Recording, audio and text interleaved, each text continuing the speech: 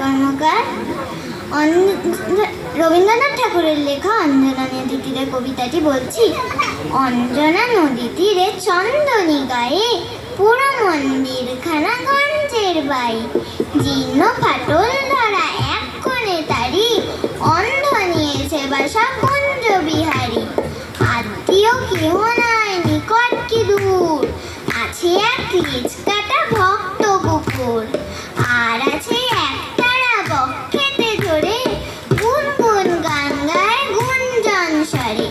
গঞ্জের জমিদার সঞ্জয় সেন মুঠো অন্ন তারে 2 বেলা দেন।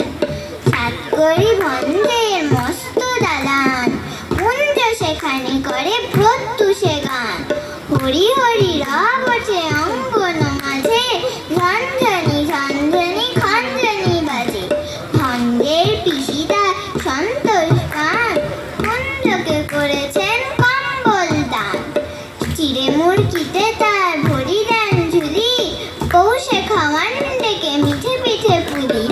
আশ্বিনে হাট বসে ভারী ধুম করে, মহাজনী নৌকায় ঘর যায় ভরে।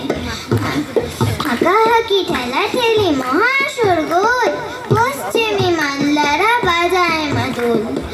বোঝা নিয়ে মন্থর চলে গরু গাড়ি, চাকাগুলো ক্রন্দন করে রাখ